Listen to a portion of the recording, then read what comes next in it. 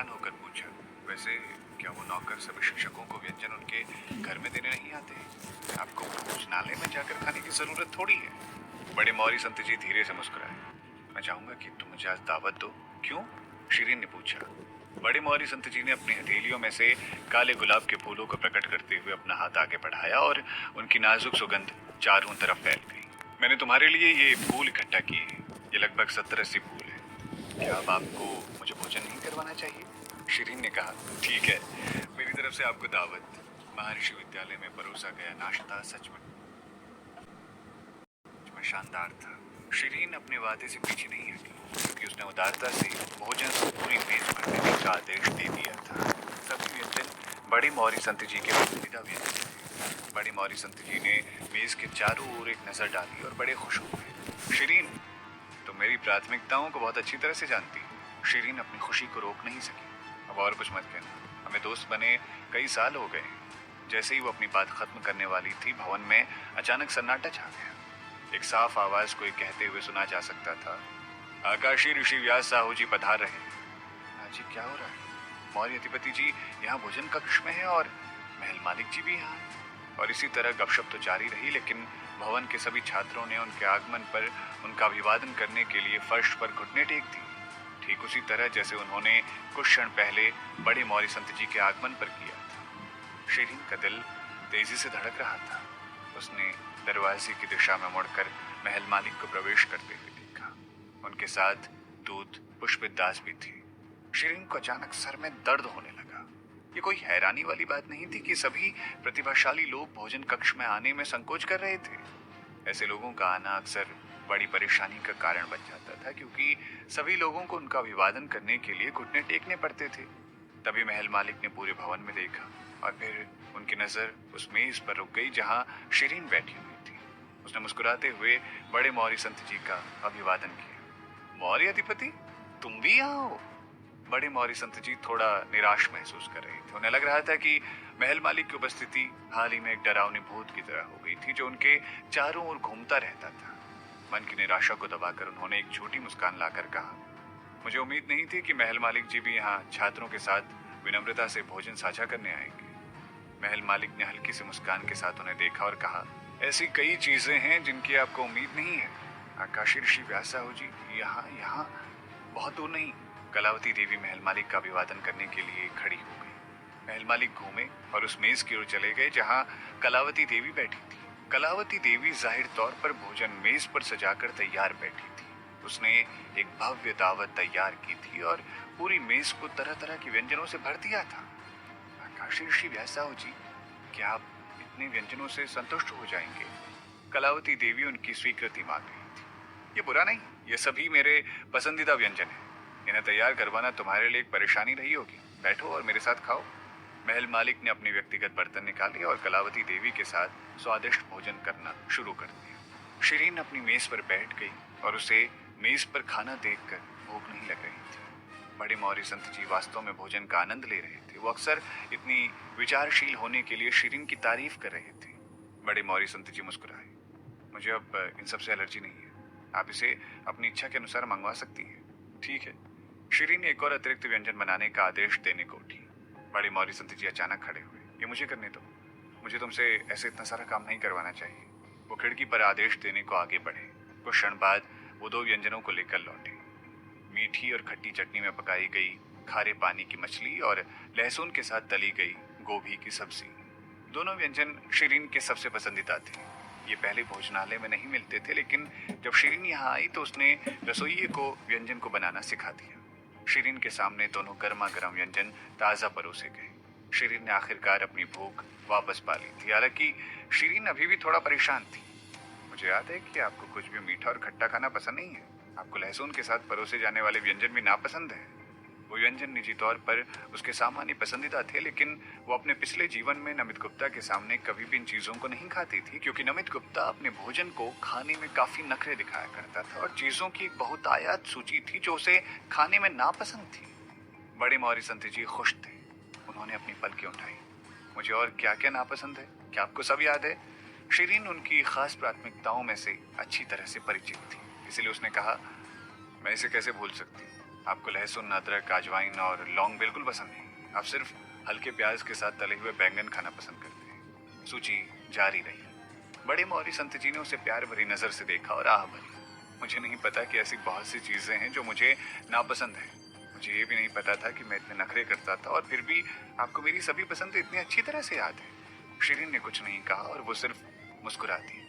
उसके लिए ये सब याद रखना सामान्य था क्योंकि वो अपने पिछले जीवन में काफी बार उनके साथ भोजन कर चुकी थी, उनसे प्यार करती थी और उसने उनकी प्राथमिकताओं का अच्छी तरह से अध्ययन किया हुआ था। इसके अलावा उसकी याददाश्त भी बहुत तेज थी, इसीलिए उसे ज्यादा मुश्किल से नहीं गुजरना पड़ा उन्हें सूचीबद्ध करने के लिए। बड़े मौर्य संत जी थोड़ा दोषी महसूस कर रहे थे।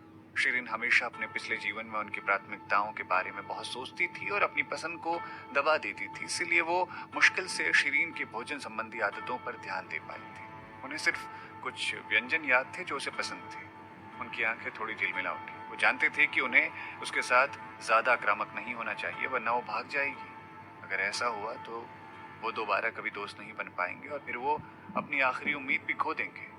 वो उसके स्वभाव और व्यक्तित्व को अच्छी तरह जानते थे, इसीलिए वो आगे बढ़ने के लिए सिर्फ पीछे हट सकती थी। उन्होंने उसके दिमाग से बोझ हटाने के लिए फिर से उसका दोस्त बनने की पेशकश की ताकि वो उनके साथ एक दोस्त के रूप में तो रह सके, अभी नहीं तो बाद में वो उनकी ही होगी। शिरीन थोड़ा खोई हुई थी। वो महल मालिक की मेज पर चल रही बातचीत को सुन रही थी। उन्होंने व्यंजनों पर कलावती देवी के शुरुआती ध्यान से परिचय, उसके उनके पाठों को लेकर सवालों के जवाब भी दिए। दरअसल वो धैर्यवान व्यक्ति नहीं थे। वो छात्रों के किसी भी सवाल का जवाब देने से कतराते थे। कभी कभी छात्र कक्षा के बाद उनसे सवाल पूछते थे, लेकिन वो सिर्फ इसे खुद से खोजें जैसा जवाब देकर तेजी से चले जाते थे। हालांकि उन्होंने स्पष्ट रूप से कलावती देवी को अलग नजरों से देखा। उन्होंने बिना रुके वो जो कुछ जानते थे उसे सब कुछ जवाब में बता दिया। उन्होंने भोजन और सोते समय ना बोलना के बारे में एक शब्द भी नहीं कहा। शिरीन ने मुस्कुराते हुए अपनी चम्मच से व्यंजन को हिलाया। उसने पाया कि ये थोड़ा बेतुका था और वो और महल मालिक अपने समय के साथ खिलवाड़ कर रहे थे। उसके मन में उनके लिए भावनाएं थी, लेकिन किसी तरह उनका एक साथ होना नसीब को मंजूर नहीं था। कोई बात नहीं, वो अभी भी जवान थी। इस सब के बारे में सोचने के लिए अभी बहुत समय था। अभी उसे अपनी पढ़ाई और अपने मानकों पर ध्यान देना चाहिए, ना कि इन सभी प्रेम संबंधों पर। आज की सबसे पहली कक्षा महल मालिक की ही थी। शिरीन ने इसे छोड़ने की योजना तो बिल्कुल भी नहीं बनाई थी। चाहे कुछ भी हो, वो अपनी पढ़ाई को जोखिम में नहीं डालना चाहती थी। असल में महल मालिक द्वारा पढ़ाए गए संचालित उड़ान जादू से संबंधित पाठ उसके लिए बहुत उपयुक्त थे, क्योंकि वो पवन आध्यात्मिक शक्ति का अभ्यास करती थी और वो हमेशा अपनी तेज गति के कारण जीतती रहती थी। उसकी गति बढ़ाने के लिए ये पाठ फायदेमंद हो सकता था। इससे पहले उसने जो पाठ छोड़ा था उसमें आवश्यक सामग्री शामिल थी। हालांकि उसने सोमती देवी की किताब उधार लेकर पढ़ी थी, फिर भी ये उतनी अच्छी तरह से नहीं था जितने महल मालिक के व्यक्तिगत रूप से दिए गए व्याख्यान थे। आखिरकार सोमती देवी व्याख्यान किताब में लिखने में विशेषज्ञ नहीं थी, क्योंकि शिरीन को अक्सर उनके द्वारा लिखे गए ज्यादातर व्याख्यानों को समझने में मुश्किल होती थी। इसलिए उसने सहपाठियों के साथ और अधिक बातचीत करने की योजना बनाई। फिर वो कक्षा में ऐसी जानकारी हासिल करने लग पड़ी थी जिसे सोमती देवी ने अनदेखा कर दिया था या छोड़ दिया था। उसकी योजना बहुत अच्छी थी। हालांकि उसकी योजना एक बदलाव के कारण बाधित हो गई थी, क्योंकि उन्हें लिखित पाठ की बजाय आज अभ्यास करना था। दुर्भाग्य से इस अभ्यास पाठ के लिए उसे जितने ज्ञान की आवश्यकता थी वो वही था जो उसने पिछले पाठ को छोड़ने के कारण नहीं पढ़ा था। वहां लगभग 160 मीटर की ऊंचाई वाली एक चट्टान थी। चट्टान जमीन के साथ एक समतल टुकड़े से घिरी हुई थी। समतल जमीन पर एक लंबी मेज थी जिसके ऊपर 28 लाल फलों को रखा गया था। जाहिर था उन फलों को शीर्ष संस्कृति वर्ग के छात्रों के लिए तैयार किया गया था, क्योंकि ये कुल छात्रों की संख्या जितने ही थे। महल मालिक मेज के पीछे बैठे हुए थे और छात्रों की ओर देख रहे थे। फिर उन्होंने धीरे से कहा, ये गुलाबी पपीता फल है। मुझे यकीन है कि मुझे आपको इसके लाभों के बारे में बताने की जरूरत नहीं है। मुझे जांचने की जरूरत है कि आपने आज तक उड़ने वाली हवा के जादू में कितनी महारत हासिल की है। आपको कूदना होगा इस पहाड़ से और फिर अपने उड़न जादू का उपयोग करके ऊपर आना होगा। सभी फल अलग अलग आकार और कई स्तरों के लाभ के होते हैं। आप जो चाहें चुन सकते हैं। अगर आप पहले आते हैं, लेकिन अगर आप आखिर में आते हैं तो आपको निश्चित रूप से आखिरी वाला सबसे छोटा फल मिलेगा। अगर आप उड़ते हुए हवा के जादू का उपयोग करके यहाँ नहीं आ पाते तो आपको कोई फल नहीं दिया जाएगा और ये सबसे पहले आने वाले को दिया जाएगा। क्या आप इसे प्राप्त करना चाहते हैं? जी श्रीमान, एक स्वर में जोर के जवाब देते हुए सभी छात्रों की आंखें चमक उठी। काला पपीता एक दुर्लभ फल था। और ये किसी की भी आध्यात्मिक शक्ति को उन्नत करने में फायदेमंद था। इसकी कीमत कुछ सैकड़ों आध्यात्मिक पत्थरों की थी और उच्च श्रेणी के फल की कीमत कम से कम 500 आध्यात्मिक पत्थरों की होगी। इसे पहले से ही छात्रों के लिए एक अनमोल इनाम माना जा सकता था। दरअसल महल मालिक जी अपनी उदारता के आधार पर महाद्वीप के सबसे धनी व्यक्ति थे। लगभग सभी छात्रों की आंखें चमक रही थी और वो सबसे पहले चट्टान तक उड़ के जाने के लिए एक दूसरे को प्रतियोगी की प्रवृत्ति से देख रहे थे। हालांकि शिरीन अकेली थी जो उदास थी। उड़ते हवा के जादू के लिए उत्कृष्ट आध्यात्मिक शक्ति की आवश्यकता थी और न्यूनतम आवश्यकता स्तर 6.5 थी। हालांकि उसने सिर्फ 6वां स्तर आध्यात्मिक शक्ति का भी प्राप्त किया था। शुरुआत में उसे जादू सीखने में पहले से ही मुश्किल आ रही थी और फिर उसने सोचा कि उसे पहले लिखने वाली पढ़ाई को चुनना चाहिए और फिर जब वो 6.5 आध्यात्मिक शक्ति प्राप्त कर ले तो उसे अभ्यास करना चाहिए। हालांकि ये अब नहीं हो सकता था। संस्कृति वर्ग की पहली कक्षा का हर छात्र समझदार और प्रतिभाशाली था, इसलिए शिरीन को छोड़कर वो सभी बेहद शक्तिशाली थे। उनमें से ज्यादातर 6.5 के ऊपर के स्तर के थे और कुछ तो 8 के स्तर तक भी पहुंच चुके थे। इसीलिए उन छात्रों के लिए उड़न जादू अपेक्षाकृत आसान था। हालांकि शिरीन के लिए बेहद मुश्किल था, इस तथ्य के साथ कि उसने पिछले पाठ में पढ़ाए गए व्याख्यान को समझने का प्रबंधन नहीं किया था। उसे इसे करने में बिल्कुल भी आत्मविश्वास नहीं था। कि महल मालिक पक्षपाती थे। वो शायद अब उसे देखना नहीं चाहते थे, इसीलिए उन्होंने उसे पीड़ित किया ताकि वो उन्हें छोड़ दे। तो शिरीन ने एक गहरी सांस ली। असल में वो फल के लिए बिल्कुल भी उत्सुक नहीं थी। अगर शिरीन चट्टान तक नहीं पहुंच पाती और वहां पहुंचने वाली आखिरी छात्र बन जाती तो उसे बहुत शर्मिंदगी होती। वो हाँ ठीक है, ये बस एक बार दोबारा याद दिलाने के लिए था कि ये आपके उड़न जादू की जांच करने के लिए है, किसी और जादू की जांच के लिए नहीं। इसीलिए आपको किसी और जादू या तकनीक का इस्तेमाल करने की अनुमति नहीं है। अगर आप नियम तोड़ते हैं तो आपको दंडित किया जाएगा, महल मालिक ने जोड़ा। सभी ने जवाब दिया।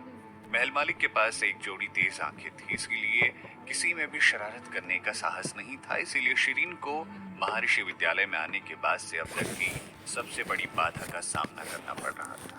वो काफी तेज थे जब वो उड़न जादू का उपयोग करके चट्टान से नीचे उतरे, क्योंकि ये बिल्कुल भी मुश्किल नहीं था।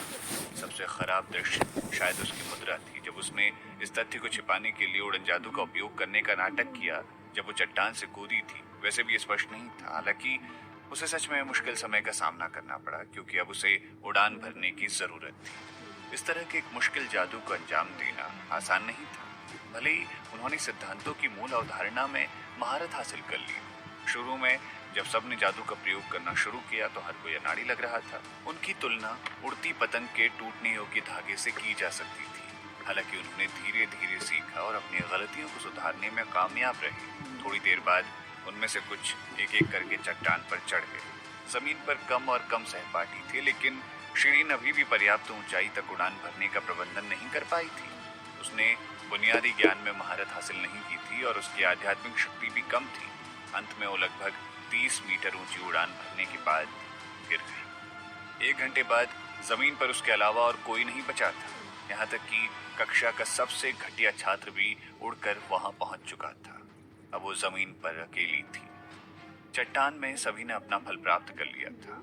ध्रुव सिंह सबसे पहला व्यक्ति था जिसने चट्टान तक उड़ान भरी थी, इसीलिए उसे सबसे बड़ा फल मिला। हालांकि उसने फल नहीं खाया था, लेकिन उसने उसे अपने भंडारण झोले में रख दिया था। क्योंकि वो चट्टान तक उड़कर आया था, इसलिए उसने लगातार जमीन की ओर देखा था। उसने एक के बाद एक छात्रों को ऊपर आते देखा और उसने कई बार शिरीन को गिरते हुए भी देखा। उदास और परेशान हो गया जब उसने देखा कि अब भी शिरीन नीचे अकेली थी। वो जानता था कि शिरीन को खुद पर गर्व था और वो हर चीज में सर्वश्रेष्ठ बनना चाहती थी। हालांकि उसकी आध्यात्मिक शक्ति कम थी, फिर भी वो अपने संघर्ष के अनुभवों के आधार पर अपनी महारत हासिल करने में सफल रही थी। हालांकि संस्कृति कक्षा की प्रथम श्रेणी में बहुत सारे महान छात्र थे और वो अधिकांश सहपाठियों से सम्मान हासिल करने में सफल रही थी और उनमें से कुछ ने उसकी तारीफ भी की थी।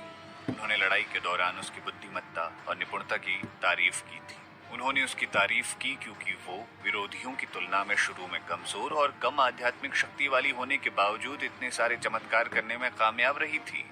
यहाँ तक कि कई शिक्षक भी उसे बहुत पसंद करते थे, क्योंकि वो अपनी पढ़ाई को गंभीरता से लेती थी और हर चीज में सर्वश्रेष्ठ होने के लिए दृढ़ थी।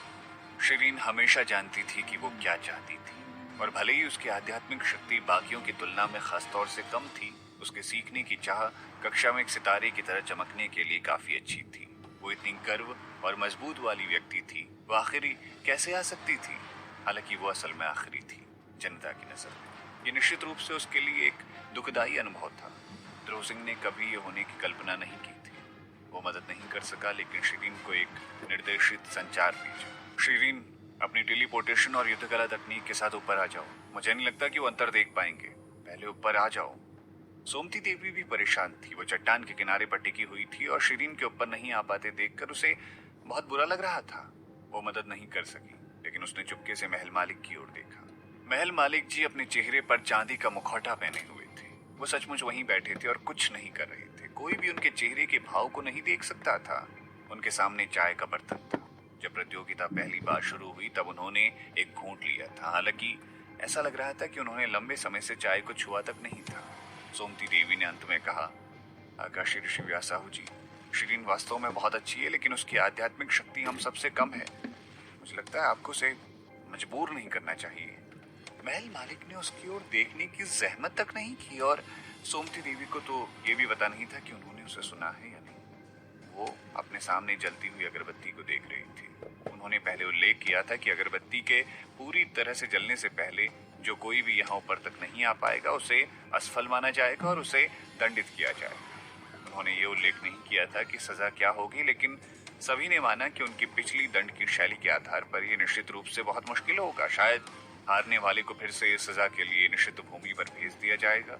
अफवाह ये थी कि उन्होंने स्वर्ग के उपहार शिष्यों को जो सजा दी थी वो उनकी त्वचा को एक ही दंड में छिलने के लिए काफी थी, जबकि गैर स्वर्ग के उपहार शिष्यों को हमेशा डर लगता था कि जब भी उन्होंने उन्हें दंड या सजा शब्द का उल्लेख करते सुना, अधिकांश पीड़ितों को इस हद तक क्रूर दंड का सामना करना पड़ा था कि वो इस दुनिया में दोबारा पैदा भी नहीं होना चाहते थे।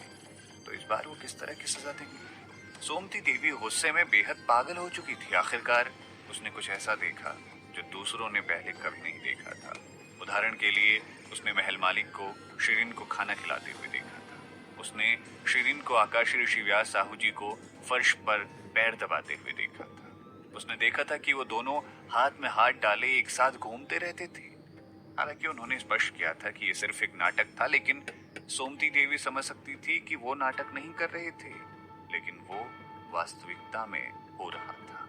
भले ही वो सच में शुरुआत में नाटक कर रहे हो, कौन जानता था कि वो अंत में एक दूसरे के प्यार में पड़ जाएंगे। इसके अलावा महल मालिक जी ने पहले ही उल्लेख किया था कि उन्होंने कभी अभिनय नहीं किया था, इसीलिए शायद क्योंकि उन्हें उनसे प्यार हो गया था। हालांकि शिरीन हाल ही में बड़े मौर्य संत जी के बहुत करीब आ चुकी थी और उसने सोमती देवी को बताया भी था कि उसे बड़े मौर्य संत जी पसंद थे। इस वजह से शायद महल मालिक जी शिरीन से बदला लेना चाहते थे। उन्होंने न सिर्फ उसकी उपेक्षा की बल्कि उसे सार्वजनिक रूप से शर्मिंदा करने की भी कोशिश की। ये पक्का उनकी चाल होनी चाहिए। मुझे महल मालिक पर शर्म आ रही है। वो शिरीन के लायक नहीं है। वो वास्तव में बड़े मौर्य संत जी की तुलना में बहुत बुरे हैं। कम से कम शिरीन बड़े मौर्य संत जी का बहुत सम्मान तो करती है और उन्होंने उसे कभी शर्मिंदा भी नहीं किया।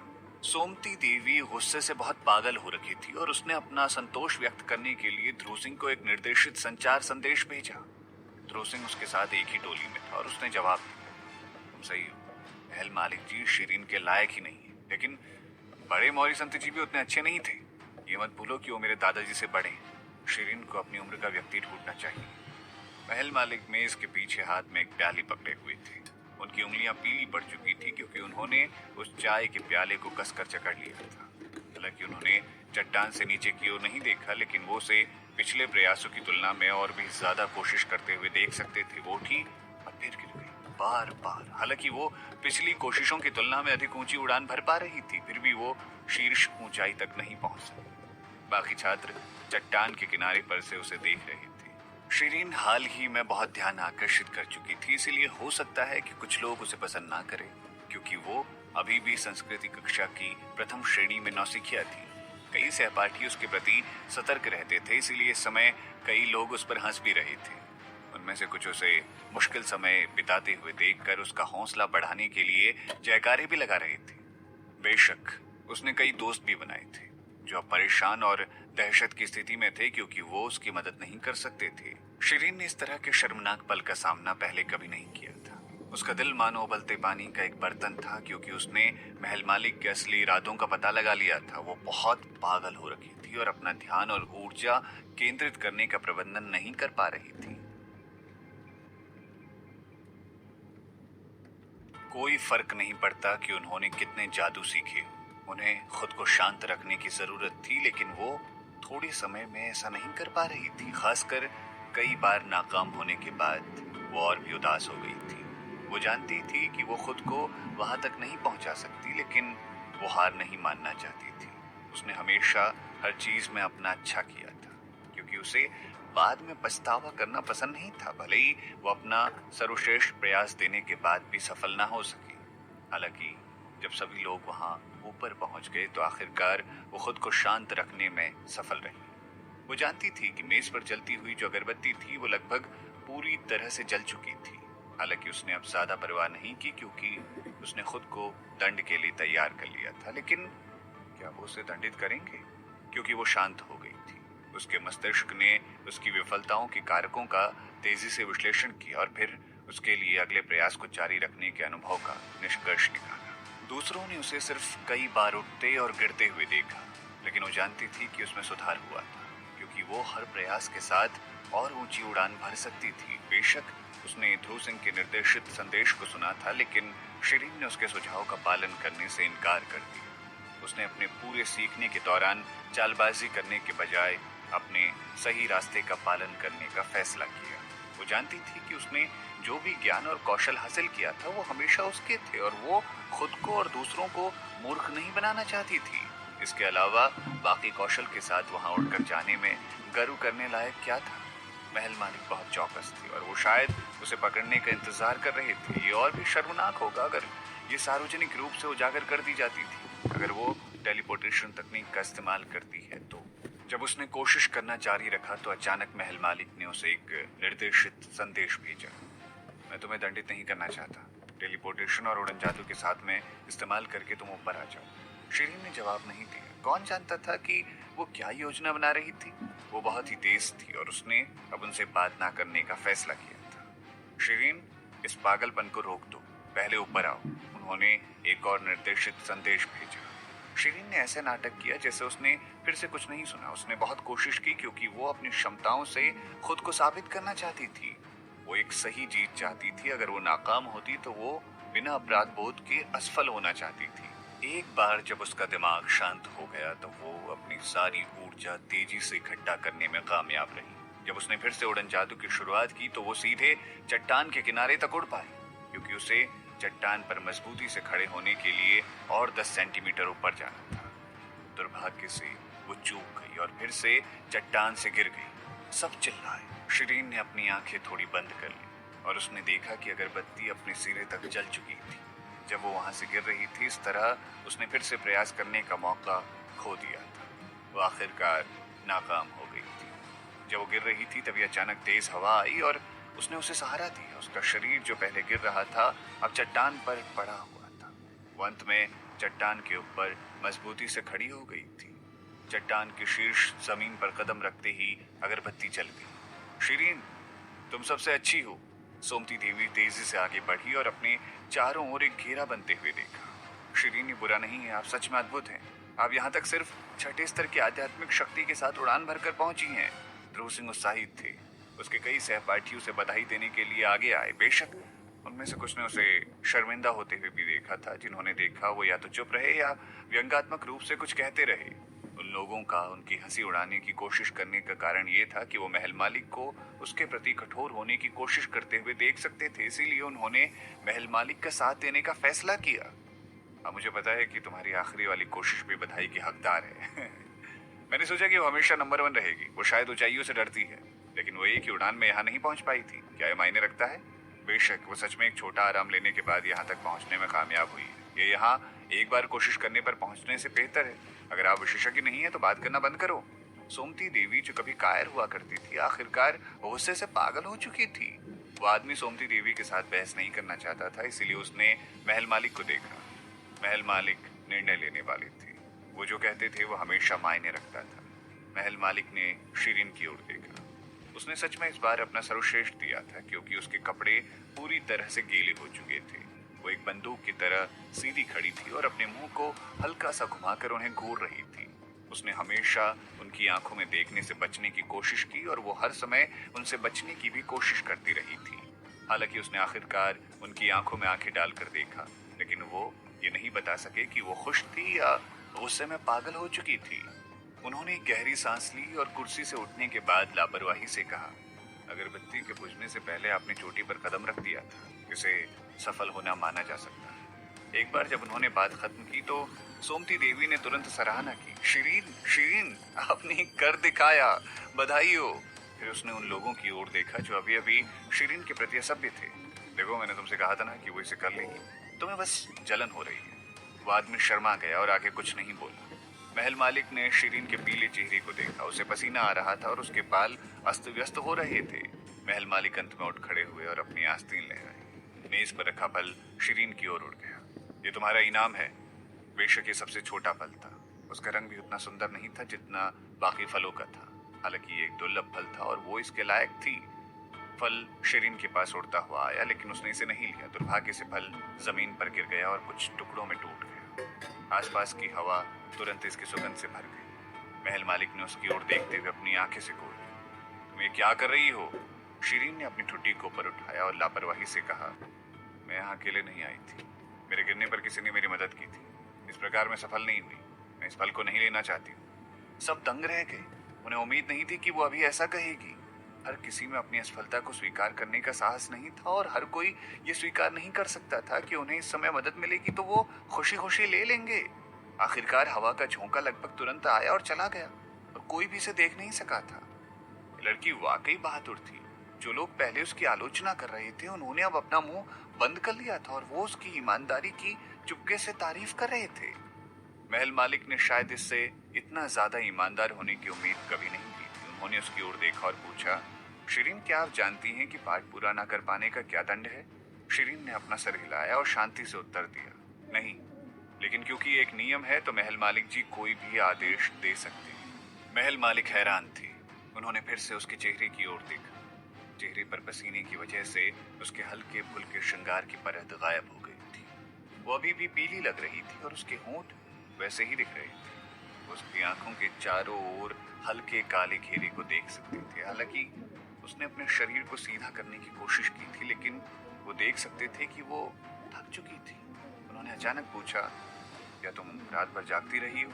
शिरीन ने उनकी ओर देखा और पूछा, तो पिछली रात को आपने क्या किया? उन्होंने फिर पूछा। शिरीन ने कहा, इसका आपसे कोई लेना देना नहीं है। मुझे ऐसा लगता है ये मेरा निजी मामला है और मुझे किसी को कुछ भी बताने का मन नहीं है। महल मालिक परेशान थे। उनका सुंदर चेहरा परेशान लग रहा था। उन्होंने लापरवाही से कहा, चिंता मत करो, मैं कोई प्रतिबंध लगाने की कोशिश नहीं कर रहा हूँ, लेकिन आपके निजी मामले ने आपकी पढ़ाई को प्रभावित किया है। क्योंकि यहाँ आप खुद नहीं आई हैं तो आपको दंड स्वीकार करना होगा। अपनी कक्षा के बाद यहाँ आए और 10 बार उड़न जादू के साथ चट्टान पर चढ़े। जब तक आप इसे 10 बार न कर पाए आप आराम ना करें। लेकिन किसी ने एक शब्द भी नहीं बोला। हर कोई बस दंग रह गया था। उड़न हवा के जादू में बहुत सारी आध्यात्मिक शक्ति का उपभोग होता था, खासकर जब वो इस जादू के लिए नए हों। ये उनकी आध्यात्मिक शक्ति का और भी अधिक उपभोग करता था। 6.5 या उससे अधिक आध्यात्मिक शक्ति वाले छात्र भी एक बार उड़ने के बाद थकान महसूस करते थे। अगर वो 10 बार उड़ते तो शायद वो थकावट से मर जाते और शिरीन के लिए यहाँ एक बार पहुंचना भी पहले से ही इतना मुश्किल हो रखा था। लगभग 10 बार की तो बात ही मत करो। क्या वो अगली सुबह तक कोशिश करते रहने वाली थी? मुझे संदेह है कि उसकी शारीरिक स्थिति इस सबको सहन नहीं कर पाएगी। तो ये सच था। महल मालिक जी दंड देते वक्त पागल हो जाते थे। किसी को भी अपनी कक्षा नहीं छोड़नी चाहिए, क्योंकि वो बाद में इसकी कीमत चुका नहीं सकेगा।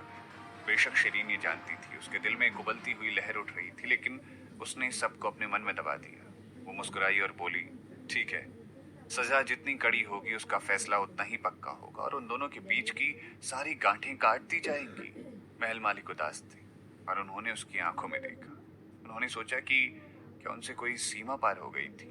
शिरीन इस तरह की व्यक्ति थी जो अपने मन में किसी भी तरह की योजना की परवाह किए बिना वो सब कुछ करती थी जो उसे करने का मन होता था। उदाहरण के लिए, अगर उसने इस्तीफा देने का फैसला किया होता तो वो अपनी सेवा अवधि समाप्त होने से पहले सभी कार्यों को पूरा कर लेगी। दिन के आखिरी पाठ के बाद वो रात के खाने के ठीक बाद दंड के लिए जल्दी से जल्दी चट्टान पर पहुंच गई। शुरू में सोमती देवी और ध्रुव सिंह भी उसके साथ आना चाहते थे, लेकिन शिरीन ने उनको इसकी अनुमति नहीं दी। उसने मुस्कुराते हुए उनसे कहा, अगर तुम मेरे साथ आओगे तो मुझे तनाव महसूस होगा। इसके अलावा मैं सच में नहीं चाहती कि आप मेरा शर्मिंदा चेहरा देखें। अगर आप मुझे एक दोस्त के रूप में मानते हैं तो मेरे पीछे मत आना, ठीक है? ये एक एहसान कर दो मुझ पर। इस तरह सोमती देवी और ध्रुव सिंह ने साथ में नहीं जाने का फैसला किया, लेकिन उन्होंने उसे याद दिलाया, अपना ख्याल रखना, अपने आप को तनाव में मत आने देना, ठीक है? शिरीन ने सर हिलाया, चिंता मत करें, मैं अपने जीवन को बहुत संजो कर रखती हूँ, मैं ठीक हो जाऊंगी। ध्रुव सिंह अभी भी परेशान था। उसने उसे आतिशबाजी करने के लिए एक डंडा दी, उसे जलाने को कहा। अगर वो लगभग थकावट से बेहोश होने वाली हो तो वो उसकी मदद करने के लिए दौड़े चले आएंगे। शिरीन मान गई और चली गई। ध्रुव सिंह ने उसे विदा किया, लेकिन उसने हर 4 घंटे में एक बार उसकी जांच करने के लिए जाने की योजना बनाई, क्योंकि उसे डर था कि अगर वो बेहोश हो गई तो उसे जानवर खा जाएंगे। सच में चट्टान के चारों ओर कई क्रूर जानवर रहते थे। शिरीन आखिरकार चट्टान की तह तक पहुंच गई थी और उसने महसूस किया कि महल मालिक भी वहां थे। उन्होंने बैगनी रंग का बागा पहना हुआ था और वो हवा में लहरा रहा था। शिरीन ने उन्हें देखा और वो चौंक गई, लेकिन आखिरकार उसे पता चल गया कि वो यहाँ उसका निरीक्षण करने आए थे। आकाशी ऋषि व्यासाहु जी, झुककर उसने उनका अभिवादन किया। महर्षि विद्यालय ने हमेशा शिष्टाचार को बहुत प्राथमिकता दी थी और ये छात्रों और शिक्षकों के बीच एक सामान्य शिष्टाचार था, जिसका उनकी व्यक्तिगत पहचान से कोई लेना देना नहीं था। महल मालिक ने थोड़ा सर हिलाया और उसका चेहरा देखा। वह आज सुबह की तुलना में थोड़ी बेहतर दिख रही थी, क्योंकि अब उसका चेहरा पीला नहीं दिख रहा था। मैं यहाँ सबसे पहले आपका निरीक्षण करने आया हूँ, और दूसरा आपके द्वारा छोड़े हुए पाठों को ठीक करने के लिए भी। मुझे लगता है कि आपने अभी तक सभी व्याख्यानों में महारत हासिल नहीं की है। शुक्रिया। शिरीन ने उन्हें विनम्रता से धन्यवाद अदा करने के लिए घुटने टेक दिए। महल मालिक हैरान हो गए। उन्होंने अपना मुंह हल्का सा खोल दिया, जैसे वो उसे कुछ कहना चाहते हो। हालांकि उन्होंने बात नहीं की, लेकिन अंतिम समय में विषय बदल दिया। चलो शुरू करते हैं। वो कोई व्याख्यान पत्र नहीं लाए थे, लेकिन उन्हें सारी सामग्री याद थी पिछले व्याख्यान की। उन्हें सब कुछ याद था और उन्होंने उसे बहुत अच्छे और सरल ढंग से शिरीन को सब समझाया, ताकि वो दिल से सब कुछ याद कर ले। शिरीन उन पर पूरा ध्यान दे रही थी। उसका सीखने का दृष्टिकोण अच्छा था और आमतौर पर वो किसी भी नकारात्मक भावना को दबाने और एक खास मामले पर ध्यान केंद्रित करने के लिए काफी मजबूत थी। महल मालिक ने उसके लिए एक कुर्सी तैयार की थी। उन्होंने उसके सब कुछ लिखने के लिए कागज और एक मोरपंख भी तैयार किया था। उन्होंने उसकी ओर देखा और पाठ की व्याख्या समाप्त करने के बाद पूछा, क्या आप सबको समझ गई? मुझे बताएं कि क्या कुछ ऐसा है जो आपको समझ नहीं है? शिरीन ने सर हिलाया, ऐसा कुछ नहीं है, मुझे सब समझ आ गया। जब उसने सोमती देवी से व्याख्यान पत्र उधार लिए थे, तब कुछ ऐसी चीजें थी जो उसे समझ में नहीं आई थी। हालांकि वो संशोधन के दौरान जवाब खोजने में सफल रही, इसीलिए उसके पास कोई सवाल नहीं था। बेशक वो उड़न हवा के जादू पर पिछले पाठ के महत्व को भी समझती थी। वो आज सुबह अपने प्रदर्शन पर हैरान और गर्व महसूस कर रही थी, क्योंकि वो अभी भी इतनी ऊंची उड़ान भरने में कामयाब रही, भले ही उसने सिद्धांत को गलत तरीके से याद किया।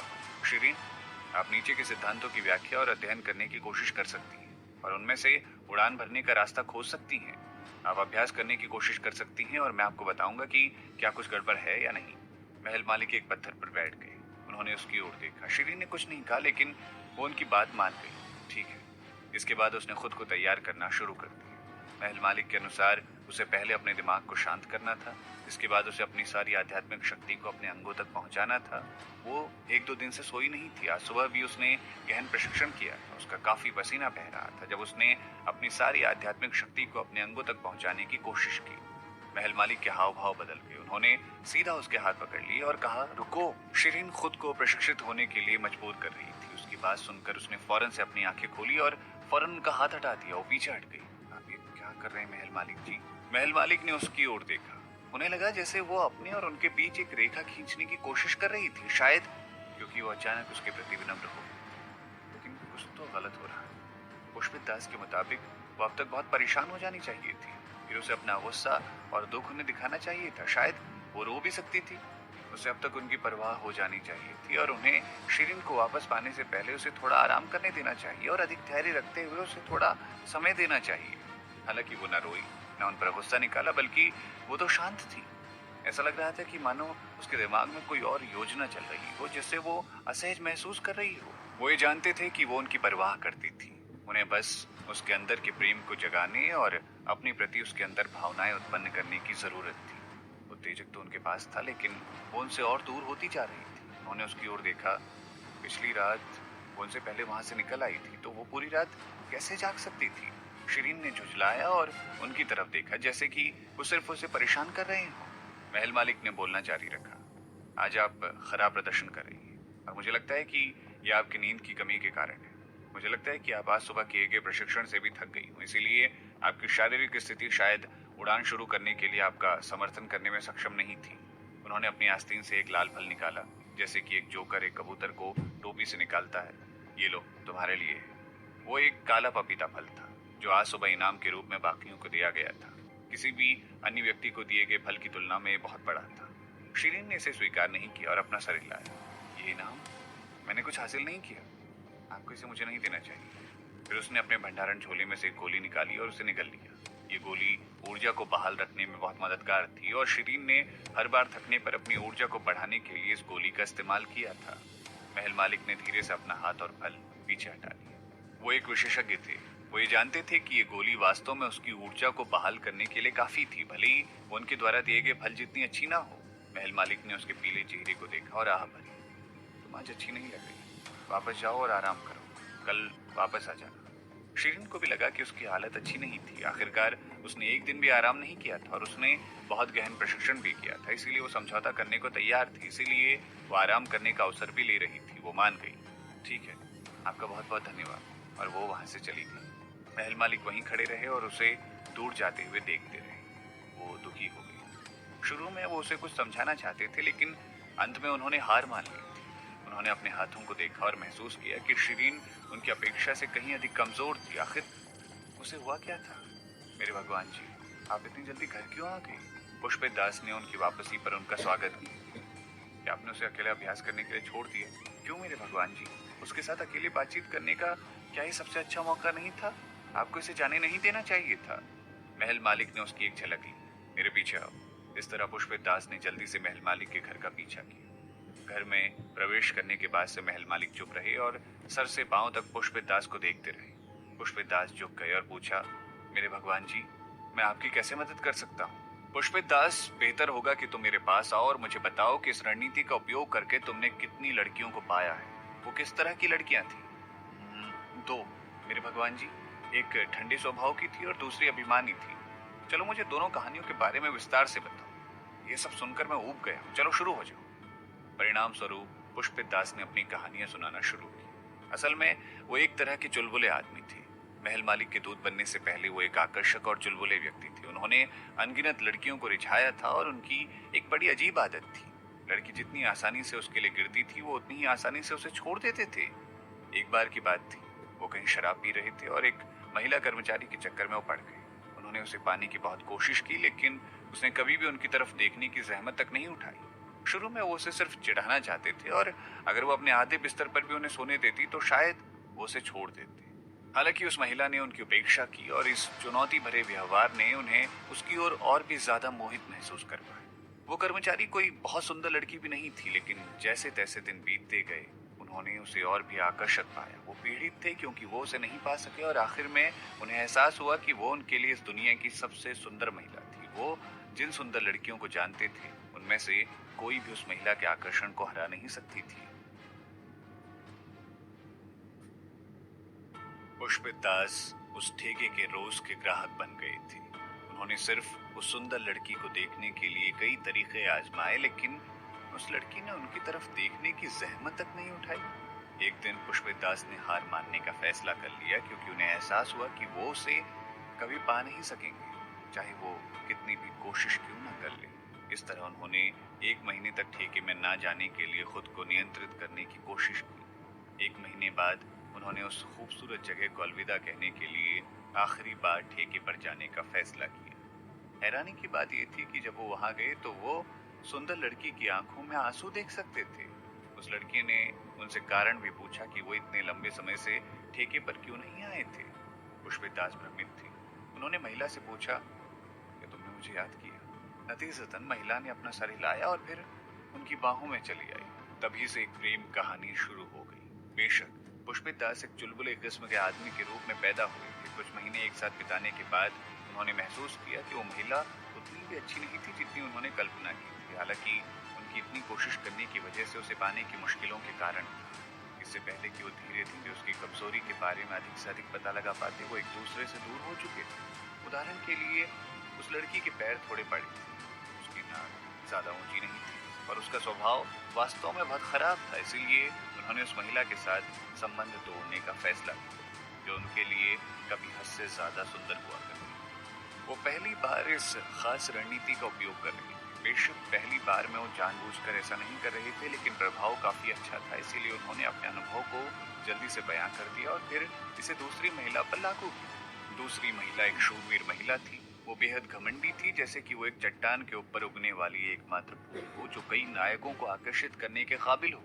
उसकी एक अजीब रुचि थी, क्योंकि उसे उम्मीद थी कि दुनिया के सभी पुरुष उसके प्यार में गिर जाएंगे और सबसे अच्छा पुरुष वही होगा जो उसके लिए बाकी सबसे लड़ेगा। उसने सभी पुरुषों पर एक ही रणनीति का इस्तेमाल किया और उनमें से किसी के भी करीब नहीं हुई, लेकिन वो जानती थी कि उन्हें मछली की तरह जाल में कैसे फंसाना था। उसने उन्हें कोई उम्मीद नहीं दी थी, लेकिन उसने उन्हें पूरी तरह से इनकार भी नहीं किया था, ताकि वो लोग हमेशा यही सोचें कि उन्होंने उसे लगभग पा ही लिया था। उसने उन्हें उसके लिए पागल बना दिया। पुष्पित दास का दोस्त तो उनमें से एक था। उसे जलन हुई और वो उसकी वजह से बाकियों से लड़ा। उसने लगभग अपनी जान भी गंवा दी, लेकिन अंत में उसे एक आवारा कुत्ते की तरह पीटा गया और एक तरफ फेंक दिया गया। पुष्पित दास ने अपने दोस्त की ओर से बदला लेने का फैसला किया। जब उन्हें इस घटना का पता चला तो उन्होंने उस महिला को पाने के लिए उसी तरकीब का इस्तेमाल किया। उसी तरह उन्होंने उस तरीके को आजमाया जो उनके पास था और जैसे बाकी पुरुषों ने उसका दिल लुभाने के लिए किया था। पुष्पित दास बहुत समझदार और अच्छे दिखते थे और उन्हें सभी के बीच उत्कृष्ट माना जा सकता था। स्वाभाविक रूप से उसका ध्यान आकर्षित करने में कामयाब रहे। हालांकि महिला बाकी पुरुषों की तुलना में पुष्पित दास के थोड़ा ज्यादा करीब थी। पुष्पित दास जल्दी में नहीं थे। उन्होंने कुछ दिनों के आक्रामक प्रयासों के बाद उसे जाने देने का फैसला किया और एक महीने के लिए उसकी दृष्टि से गायब हो गए। जब वो एक महीने बाद फिर से महिला से मिलने आए तो वो कुछ करीबी महिला मित्रों को साथ लाए। पुष्पित दास को दूसरी लड़कियों के प्रति कोमल होते देखकर वो लड़की परेशान और दुखी हो गई। इस तरह वो उनसे ज्यादा बातें करने लगी, लेकिन वो शायद उन्हें अपना बनाना चाहती थी। हालांकि उन्होंने उसे अपना इरादा साफ करने से इनकार कर दिया और उसके साथ खेला। महिला को बहुत कष्ट हुआ, क्योंकि उसे नहीं पता था कि पुष्पित दास के दिमाग में क्या था। वो उसे जितना अधिक कष्ट दे रहे थे, उसे उतनी ही मुश्किल हो रही थी उन्हें छोड़ने में। वो उन्हें उतना ही ज्यादा चाहने लगी थी और चाहती थी कि वो उसकी तारीफ करें जैसे पहले किया करते थे। अंत में वो महिला सच में उनके प्यार में पड़ गई और सिर्फ उनसे ही शादी करना चाहती थी। तभी उन्होंने उसे अपनी करीबी महिला मित्रों में से एक बनाने पर विचार किया, लेकिन उसके बाद पुष्पित दास ने उस लड़की को एक किनारे कर दिया ताकि वो भी दुख का अनुभव कर सके। अपनी किशोरावस्था की कहानियों के अंत के बाद पुष्पित दास ने एक सारांश भी बनाया, क्योंकि उन्हें लगा ये कहानियां पर्याप्त नहीं थी। मेरे भगवान जी, सच में हर किसी का झुकाव कुछ नया पसंद करने और पुराने की उपेक्षा करने की तरफ होता है। हम उस चीज को जितनी कोशिश करते हैं वो हमें नहीं मिल सकती। हम जितनी ज्यादा कोशिश करेंगे उसे पाने में उतनी ही मुश्किलें होंगी। आपको उसे अनदेखा करना होगा। उसे बताएं कि आप उसके बिना भी ठीक रह पाएंगे। उसे आपको खोने से पीड़ित होने दें और फिर वो अपनी भावनाओं को समझेगी और आपको स्वीकार करेगी। तब तक आप जो चाहें कर सकते हैं। पुष्पित दास ने एक बार में सब कुछ कह दिया। इसके बाद घर में बहुत सन्नाटा हो गया, क्योंकि पुष्पित दास को अपने अतीत के बारे में इतनी बातें करने के बाद आखिरकार प्यास लग गई थी। असल में भगवान जी हमेशा इतने महान और पराक्रमी रहे थे और उन्होंने कभी भी इतने जटिल मामले का समाधान नहीं किया था, क्योंकि ज्यादातर समय वो सिर्फ काम के मुद्दों के बारे में ही बात करते थे। वो असल में पहली बार रिश्तों के मामले के बारे में पूछ रहे थे और इस सब पर चर्चा करने का ये उनका पहला मौका था। पुष्पित दास बड़े उत्साहित थे, क्योंकि शक्तिशाली भगवान जी ने आखिरकार इंसान होने की अधिक संभावना पहली बार दिखाई थी। इस तरह पुष्पित दास प्रभु के किसी भी सवाल का जवाब देने को तैयार थे। जब वो प्रभु द्वारा अपनी प्रशंसा की प्रतीक्षा कर रहे थे, तब वो सोचकर उनकी आंखें चमक उठी। तभी अचानक महल मालिक ने आह भरते हुए कहा, सच में आप हजारों विचारों को साथ पैदा करते हुए एक चुलबुले लड़के। पुष्पित दास ने अजीब तरह से कहा, धन्यवाद भगवान जी। शिरीन ने एक बार मुझसे कहा था कि दुनिया में अनगिनत घटिया लोग हैं। तब मैं उसकी बात से सहमत नहीं था, लेकिन अब ये मुझे सच लगने लगा है। पुष्पित दास चुप रहे, क्योंकि उन्हें लगा कि कुछ तो गलत हो रहा है। महल मालिक ने उनकी एक झलक दी। मुझे लगता है कि मुझे आपको पुरस्कृत करना चाहिए, क्योंकि आपने बहुत सारे विचारों का योगदान दिया। फिर उन्होंने ताली बजाई। आनंदी देवी, अंदर आओ। आनंदी देवी जल्दी से कमरे में आ गई। महल मालिक ने लापरवाही से कहा, पुष्पित दास को कुछ दिनों के लिए एक रेतीले तट पर भेज दो। मैंने सुना है कि वहाँ की लड़कियां काफी आकर्षक होती हैं। मुझे यकीन है कि पुष्पित दास को वहाँ बहुत मजा आएगा। ये सुनकर पुष्पित दास चौंक गए। रेतीले तट पे ना तो सिर्फ वातावरण खराब था, बल्कि वहाँ पुरुषों की भी बहुत कमी थी और वहाँ की लड़कियां भी बहुत आक्रामक थी, ऐसे जैसे कि वो रक्त की प्यासी हों। इससे भी बुरी बात ये थी कि ये लड़कियां बहुत ही बदसूरत दिखती थी। वो कल्पना भी नहीं कर सकते थे कि उन बचकानी लड़कियों ने अगर उनका पीछा किया तो वो अपना बचाव कैसे करेंगे। उन्होंने जल्दी से घुटने टेके। मेरे भगवान जी, क्या आप मुझे कहीं और भेज सकते हैं? उन्हें डर था कि कहीं उनका सुंदर शरीर नष्ट होकर पतला शरीर न बन जाए। भगवान जी, मैं अग्निलोक में जाना पसंद करूंगा। महल मालिक ने उनकी बातों से खुद को परेशान नहीं किया, क्योंकि वो कभी भी सजा में किसी भी प्रकार की छूट देने की योजना नहीं रखते थे। इसीलिए आनंदी देवी ने सहानुभूति के साथ उनके कंधे पर थपथपाया। चलो चलते हैं छोटू पुष्पित, तुम्हें वहां बहुत मजा आएगा। इसी बीच वो पुष्पित दास को घसीटते हुए दूर ले जा रही थी। आनंदी देवी बड़ी खुश थी, क्योंकि पुष्पित दास हमेशा उन तीनों के सामने अपने चुलबुले इतिहास के बारे में शेखी बघारते रहते थे, और वो ये कहते थे कि वो तीनों आपस में बहुत प्यार की भावना नहीं रखते हैं, और इसी वजह से वो उन तीनों पर हंसते भी थे। लेकिन फिलहाल तो जैसी करनी वैसी करनी वाली बात हो गई थी। महल मालिक ने अपनी पलकों को रगड़ा, तभी क्योंकि उन्हें एहसास हुआ कि उन्होंने गलत इंसान से सलाह मांग ली थी और एक घटिया इंसान की तरह बर्ताव किया था। उन्हें मिली लड़कियों को देखिए, एक तो शिष्ट होने का नाटक कर रही थी और दूसरी लोगों की ईमानदारी का अपमान कर रही थी। उनकी तुलना उनकी शिरीन से कैसे की जा सकती थी? शिरीन हमेशा रिश्तों के मामले में निर्णायक रही थी। वो कभी भी भावनाओं के साथ खिलवाड़ नहीं करती थी। अगर वो जानती थी कि ये काम नहीं करेगा तो वो सभी संबंधों को निर्णायक रूप से काट देगी। उदाहरण के लिए, वो बड़े मौर्य संत जी के प्रति अच्छी थी और सच में उनके साथ रहना चाहती थी। इसी वजह से वो महल मालिक से दूरी बनाए रखना चाहती थी और उन्हें दूर करने के लिए वो हर संभव कोशिश करती रहती थी। हालांकि छोटी लड़की अपनी भावनाओं को लेकर असमंजस में थी। वास्तव में वो बड़े मौर्य संत जी को पसंद करती थी, जैसे वो उसके कोई भाई हो, और उन्हें जो करने की जरूरत थी वो उसे अपने प्यार में फंसाने की बजाय उसकी भावनाओं को पहचानने में उसकी मदद करना। पुष्पित दास की बात सुनने से पहले वो पागल क्यों नहीं हो गए। वो उठे और शिरीन से मिलने जाना चाहते थे। हालांकि उन्होंने जल्दी से अपने विचार को नकार दिया। वो थक गई होगी, उसे अच्छा आराम करने देना बेहतर होगा। कल पर सब कुछ छोड़ा जा सकता है। वास्तव में शिरीन काफी ज्यादा थक गई थी। बिस्तर पर लेटने के तुरंत बाद वो गहरी नींद में सो गई। उसने एक सपना देखा, और ये एक अजीब तरह का सपना था। सपने में वो 3 महीने से कम उम्र की बच्ची थी। वो गुलाबी तरल से भरे क्रिस्टल निर्मित साबुन में तैरते हुए गोताखोर की तरह लग रही थी। क्रिस्टल ताबूत के बाहर एक बड़ा सफेद वस्त्र पहने सुंदर व्यक्ति खड़ा था। नमित गुप्ता, रुको। हालांकि वो बिल्कुल नमित गुप्ता की तरह दिखता था, लेकिन उसकी एक अलग किस्म की आभा थी, एक प्रभावशाली आभा। वो वही पागल वैज्ञानिक था। वो आदमी मुस्कुराते हुए उसे देख रहा था। उसने ताबूत पर हाथ रखा। मेरी प्रिय, तुम बहुत अच्छी हो। तुम नमित से भी अधिक परिपूर्ण हो। जब वो उसे देख रही थी, उसकी आंखें व्यापक रूप से खुल गई। वो आदमी धीरे से हंसा। तुम जाग गई हो? चलो लड़की, मुझे पापा बुलाओ। वो थोड़ी शर्मा गई, लेकिन फिर भी उसे देखती रही। लड़की, तुम्हें इस दंपति ने सिर्फ अपनी बेटी के लिए एक ऑर्गन बैंक के रूप में देखा है, लेकिन मुझे नहीं लगता कि ये एक अच्छा विचार है। मैंने आपको अपनी बेटी की तुलना में बहुत मजबूत और बेहतर बनाया है। पागल वैज्ञानिक अपने आप से बातें कर रहा था जब उसने शिरीन को क्रिस्टल ताबूत में तैरते हुए देखा। उसने उससे बातें की और ताबूत में कुछ घोल भी डाला। जाहिर है वो तरल पदार्थ शिरीन को दर्द पहुंचा रहा था, क्योंकि उसने कभी भी लुढ़कना और पागलों की तरह मुड़ना बंद नहीं किया था। पागल वैज्ञानिक अभी भी उसे देख रहा था। उसने हर एक प्रतिक्रिया और गति का निरीक्षण करने की कोशिश की। अंत में शिरीन ने लुढ़कना बंद कर दिया और उसका शरीर धीरे धीरे तरल पदार्थ में बस गया। ऐसा लग रहा था कि वो लंबी हो गई है और अब वो 1 साल की बच्ची की तरह दिख रही थी। कई परीक्षणों के बाद वैज्ञानिक ने अपना लबादा उतार दिया और जाने से पहले नकली दाढ़ी पहन ली। उसके सपने के दृश्य तेजी से बदले और वो इससे काफी भ्रमित हो गई। पागल वैज्ञानिक के उससे बात करने और उसे देखकर वहां से जाने के बाद वो दौड़ते हुए एक सुंदर लड़का उसके पास आया। वो शायद बचपन का नमित गुप्ता था। लिटिल नमित गुप्ता शुरू में उत्सुक था जब उसने उसकी ओर देखा। हालांकि उसकी निगाह कुछ समय बाद अजीब सी लग रही थी, जैसे कि वो किसी दयनीय लड़की को देख रहा हो। नमित गुप्ता ने हमेशा उससे बात की थी, लेकिन शिरीन ने उसे कभी कोई जवाब नहीं दिया था। उसने केवल उसे देखा और उसकी समस्याओं को सुना।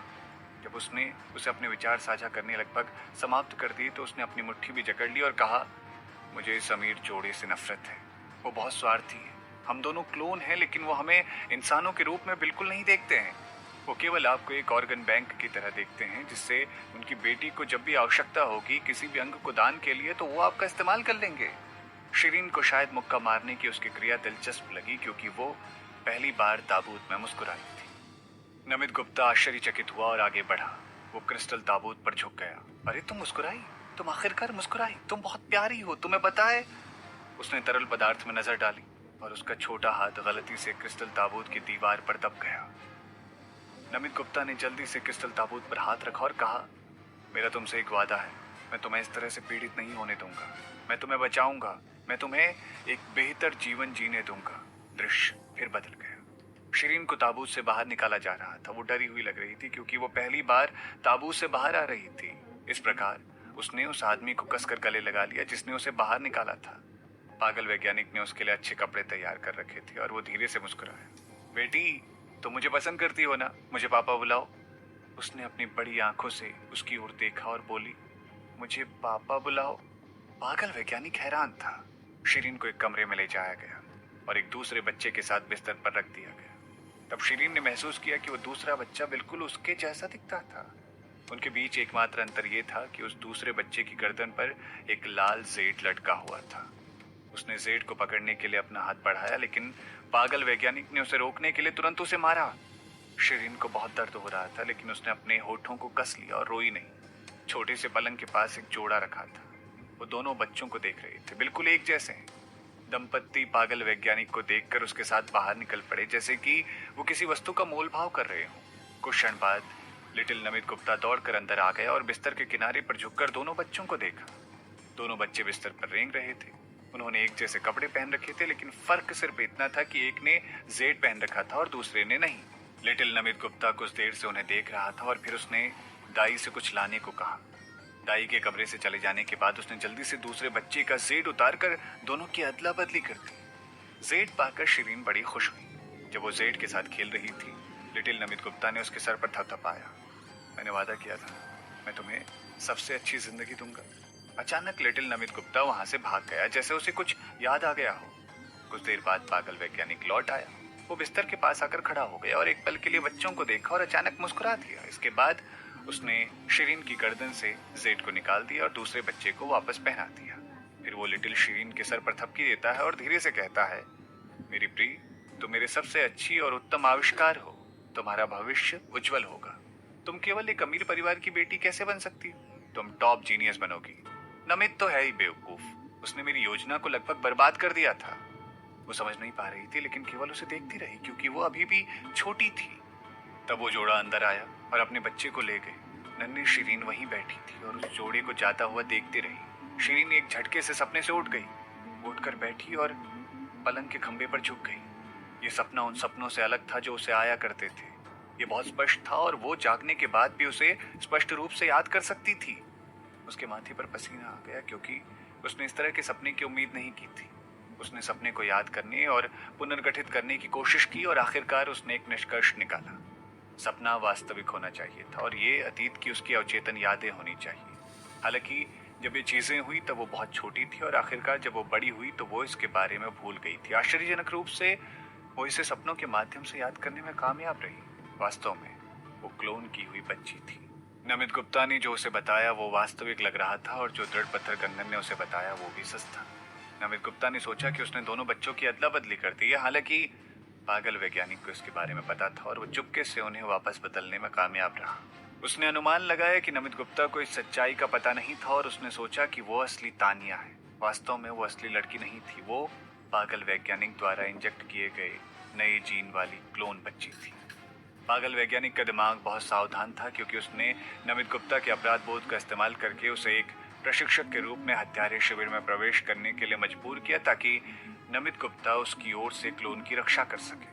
बाद में उसने अपनी पहचान को नकली बना दिया और शिरीन को जहरीले मंत्रों का ज्ञान देने के लिए जहरीले मंत्रों के स्वामी का रूप धारण कर लिया। कुछ देर बैठने के बाद उसने सर हिलाया। कोई बात नहीं, बात खत्म हो गई। वो अब शिरीन थी। पिछले जन्म की उसकी पहचान की परवाह किए बिना वो अब एक क्लोन नहीं थी। जब वो उठी तो सबसे पहली चीज जो वो करना चाहती थी वो थी ध्रुव सिंह और सोमती देवी को अपनी कक्षा बदलने के इरादे के बारे में बताना। उसने इसके बारे में सोचा था। वो जानती थी कि उसके लिए अपनी वर्तमान काया से उड़न हवा का जादू सीखना मुश्किल है। उसे प्रयास करने के लिए अपना सर्वश्रेष्ठ देना आसान नहीं था। इसके अलावा वो एक खास बच्चा बनना नहीं चाहती थी जिसके साथ खास व्यवहार हो। इस प्रकार उसके लिए कक्षा बदलना एक अच्छा विचार था। सोमती देवी ने बिना किसी हिचकिचाहट के सीधे कहा, शिरीन मैं भी कक्षा बदल रही हूँ। अगर तुम ऐसा करने के लिए जिद करोगी, तुम जहां भी जाओगी मैं तुम्हारा पीछा करूंगी। ध्रुव सिंह ने सहमति व्यक्त की। मैं भी। शिरीन ने अपना सर हिलाया। सोमती देवी मेरा पीछा कर सकती है, लेकिन ध्रुव, मुझे नहीं लगता कि तुमने कक्षा बदलनी चाहिए। जब वो लड़ते हैं तो सोमती देवी को शिरीन के आदेश पर निर्भर रहना पड़ता है और वो शिरीन के बिना अपनी प्रतिभा का इस्तेमाल नहीं कर सकती। हालांकि ध्रुव सिंह अलग था। उसने 8वें स्तर की आध्यात्मिक शक्ति हासिल कर ली थी और वो संस्कृति प्रथम श्रेणी में बढ़िया रूप से जीवित रह सकता था, इसीलिए उसके लिए कक्षा बदलना आवश्यक नहीं था। शिरीन के समझाने के बाद भी ध्रुव सिंह ने अपना सर हिलाया। बिल्कुल नहीं, अगर तुम जा रही हो तो हम सब जा रहे हैं। हम महान तिकड़म हैं, हमें कोई अलग नहीं कर सकता है। शिरीन ने अपने सर में एक दर्द उठता हुआ महसूस किया। ध्रुव, हम हमेशा एक दूसरे से मिलते जुलते रहेंगे। पहली कक्षा में आपका भविष्य उज्जवल रहेगा और हम दोनों के दूसरी कक्षा में जाने के बाद भी हम हमेशा एक साथ खेल सकते हैं। दुर्भाग्य से ध्रुव सिंह ने अभी भी उसका अनुसरण करने पर जोर दिया, चाहे उसने उसे कितना भी समझाया। शिरीन ने उन्हें साथ लाने का फैसला किया और सुरा सिंह जी को मिलने के लिए उनको साथ ले गई। सुरा सिंह जी की आंखें चौड़ी हो गई। तब उन्होंने शिरीन के अनुरोध को सुना। शिरीन, संस्कृति प्रथम श्रेणी में आने के लिए हर कोई कुछ भी त्याग करने को तैयार रहता है, तो आप जाने का फैसला कैसे और क्यों कर रही हैं? शिरीन ने इस कारण के बारे में सोचा था। प्रधानाध्यापक, मेरी आध्यात्मिक शक्ति कम है और मुझे लगता है कि मेरे लिए प्रथम श्रेणी में रहना वास्तव में कठिन है। कुछ पाठ वास्तव में भारी थे क्योंकि इसे करने के लिए उच्च आध्यात्मिक शक्ति की आवश्यकता होती है। ऐसा कुछ नहीं है जिसे केवल कड़ी मेहनत और प्रयास की आवश्यकता होती है। मैंने संस्कृति द्वितीय श्रेणी के लिए पाठ्यक्रम की रूपरेखा देखी है और मैंने पाया कि ये मेरे लिए सबसे उपयुक्त है। मुझे यकीन है कि अगर मैं एक उपयुक्त पाठ्यक्रम में दाखिला लेती हूँ तो मैं बेहतर प्रदर्शन कर सकती हूँ। इस प्रकार मैंने गंभीरता से विचार करने के बाद कक्षा बदलने का निर्णय लिया। इसलिए मुझे आशा है कि आप मेरे अनुरोध को स्वीकार करेंगे। उसने जो कहा वो सच था, क्योंकि कोई भी पूर्ण नहीं होता और सभी की अपनी ताकत और कमजोरियां होती हैं। इसके अलावा सीखने की पूरी प्रक्रिया में उसकी ताकत पर ध्यान केंद्रित करने के लिए ये एक सही कदम था। वास्तव में शिरीन की आध्यात्मिक शक्ति वास्तव में कम थी और इसे थोड़े समय में बदला नहीं जा सकता था।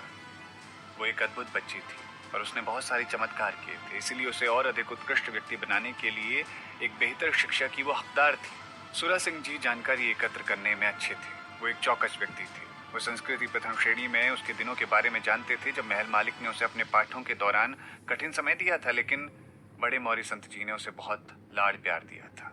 हालांकि बड़े मौर्य संत जी ने स्पष्ट कर दिया था कि बैगनी कठपुतली आदमी को फंसाने के लिए महल मालिक और शिरीन एक जोड़ा होने का नाटक कर रहे थे, लेकिन वो जानते थे कि यह सच नहीं था। कई तरह के विचार विमर्श करने के बाद वो ये जान चुके थे कि बड़े मौर्य संत जी अपराधी को पकड़ने के पूरे अभियान के दौरान अभिनय कर रहे थे, लेकिन महल मालिक और शिरीन वास्तव में अभिनय नहीं कर रहे थे, क्योंकि ये बिल्कुल वास्तविक लग रहा था। उन तीनों के बीच की समस्या एक जटिल समस्या थी।